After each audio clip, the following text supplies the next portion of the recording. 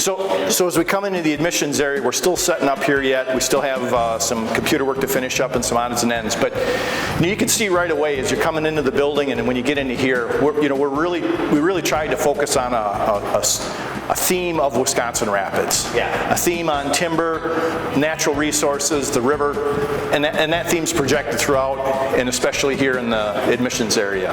So right off the bat, we've got some family changing rooms, too, for getting small kids going. And everywhere where we have any plumbing, we have a large, spacious storage area or work area for all of our equipment. So our water heaters, the general public's not going to see this on a regular basis, but the water heaters are set up so they're almost like a tankless type heater. We've got recirculation pumps so the water's warm immediately.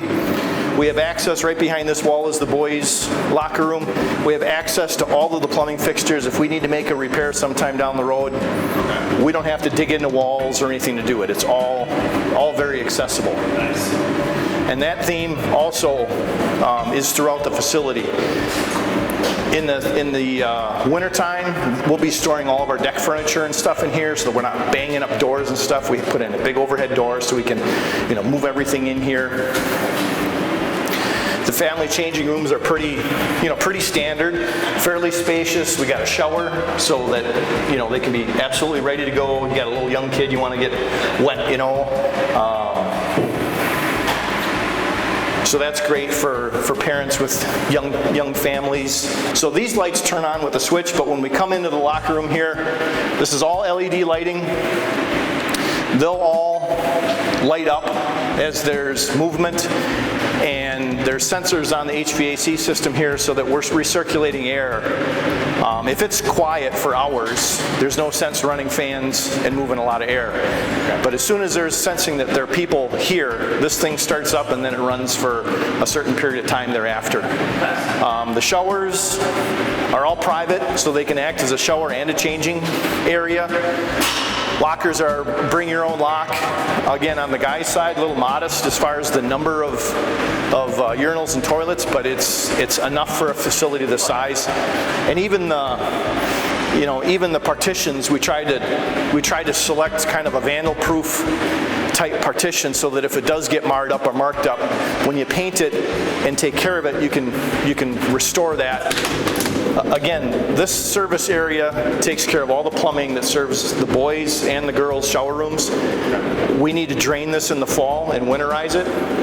These spaces are big enough that it allows us to get that work done. Yeah.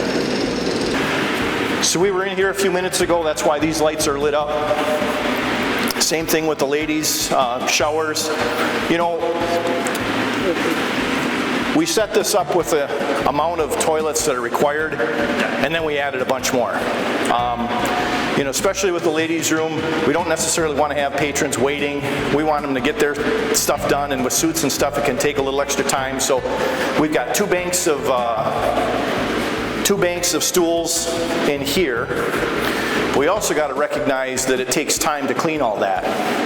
And so if we have a light use day and there's not a lot of patrons or it's cloudy or whatever, this opens up and there's a divider that pulls shut and locks here. So we can lock that completely off, and that can stay clean if we want to just focus on minimizing space or whatever. So when we come out to the pool, our goal here was to have something that's really inviting. Yeah. So we tried to select vibrant colors, shade structure, shade features. Even the color scheme of the slides is a bit unique. You don't see too many parks with that staggered type color, but this is downtown, and we didn't want it to look gaudy, but we want it to look inviting and fun. No, it stands out. It definitely stands out. The other thing that we were shooting for here is having multiple bodies of water. It allows us to have programming functionality, adult lap swim from 9 to 11 in the morning. We could still have other activities going on at the same time. If there's a mechanical problem or someone has some kind of an accident or gets sick in one of the pools, we don't have to shut the whole facility down. We can take care of that one pool, do what we need to do to get that one back up, sanitary, back online, and people can use the rest of the facility. So that was really one of the major goals of having 3 independent bodies of water. Our tot pool, you know, kind of our motto here is take time for fun. And that was a big part of the design of this facility. So we have what I believe is the only tot lazy river and a public pool in the state of Wisconsin. I could be wrong, but from what I know, this may be the only one. So it's shallow. We've got plenty of area for a parent to sit, or a guardian to sit and watch and make sure that their young one's having fun and is safe. Yeah. In the zero depth entry, so you can go in as shallow as you want. We have some deck features, deck fountains, so the kids don't even want to go in the water, can still play and spray in the water. Our spray features are pretty active, so that as toddlers get a little bit bigger, there's a lot to do. Yeah. But some kids aren't ready for that. So we wanted to make sure that there's an area that didn't have any spray features, so they could just go in the water and play and get used to playing in the water. Then on top of that, the slides are also water slides. You know, so it's just a lot of fun here. And again, shade structure over the lazy river, shade structures throughout the deck, so that, you know, this by itself is fantastic. Oh yeah. Even if you got little kids that aren't going to use the rest of the facility, right? So these red cabanas are exclusive. Our goal there was to make the facility very inclusive, but to have a few exclusive features. So the red cabanas will be only usable by those that are going to rent them. That's a pay-to-play area. We set them off to the sides so there's some privacy. We put some screening around it, again, so that you've got some privacy if you want to have a family event, sit down and talk and whatever. The tables and chairs are a little fancier. It's teak rather than plastic. So the cost of you know, $20 an hour or so is reasonable for what you're getting for the furnishings there. All the other shade structures are first come, first serve. So this is our leisure pool. We've got zero depth entry here. We can have, there's enough room for wheelchairs. There's enough room if you need to hold on to the railing with both hands. We duplicated that on the stairs too. So if someone wants to go down the stairs, but they're maybe a little unstable, we've got railings set up to accommodate that. This area is generally just for general play. We've got our basketball hoops. We've got, you know, reasonably deep water so you can play and frolic and have a good time. And then we've got a water walk, which is just, kids just absolutely love that. So we've got our lazy river here. The lazy river is 6 inches deeper than many lazy rivers, so that we can accommodate walk against the current programming. It puts you a little deeper in the water. It makes for great exercise program. Again, the theming kind of with the area. We've got some, you know, some granite looking rocks. This is all man-made, but it, you know, trying to react to the Wisconsin Rapids, you know, kind of our own environment here. And of course we got a river running through the community, so we have an action channel that runs through the middle. And this action channel, when we fire this thing up, you know, if you've been in a canoe or a kayak and you're going down a river and you come around that bend and all of a sudden, oh, there's rapids up ahead. That's what we were going for here. And I think when you're in a tube, you'll get that effect. Anyway, our total capacity is 822. But because of COVID, we're going to limit it to 400. Yep.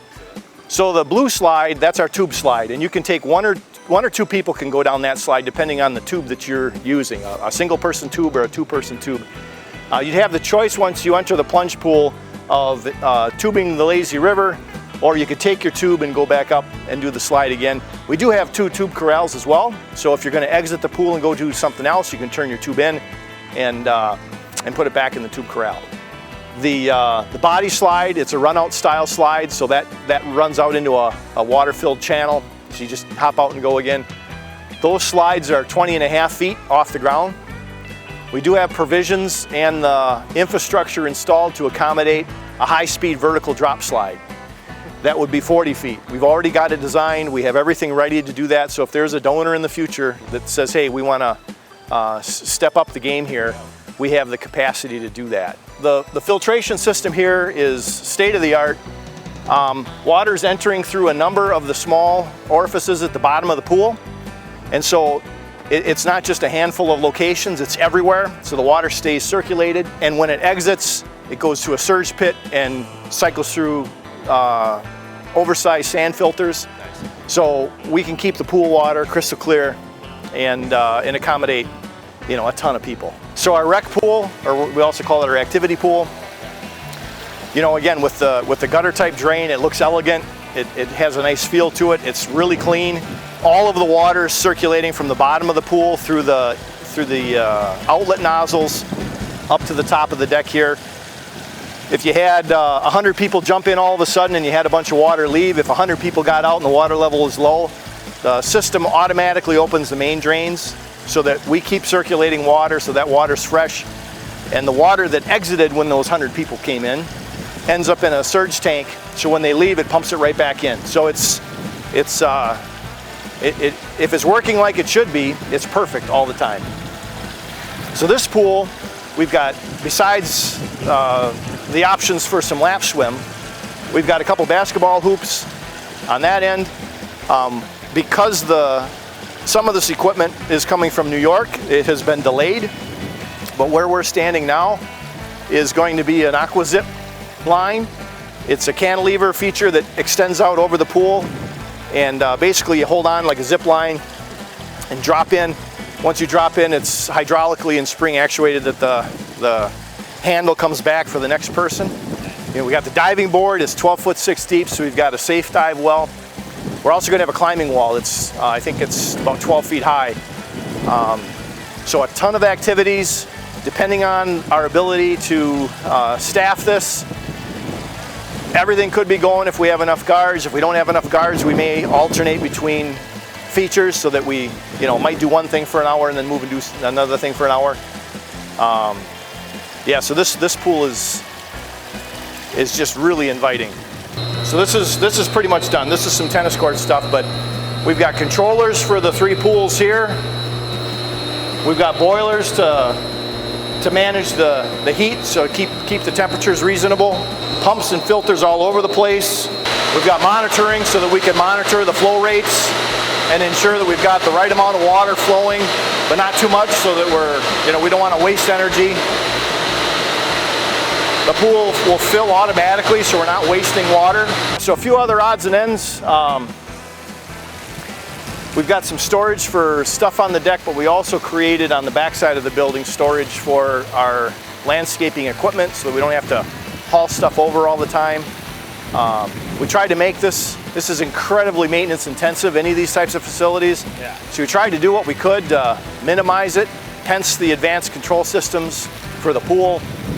We've got concrete underneath the fence so that we don't have to come out here with a weed eater and trim that every week. Just little things to try to make it reasonable for us to maintain. Wi-Fi, yes, we got Wi-Fi on the deck. It's projecting out, public use.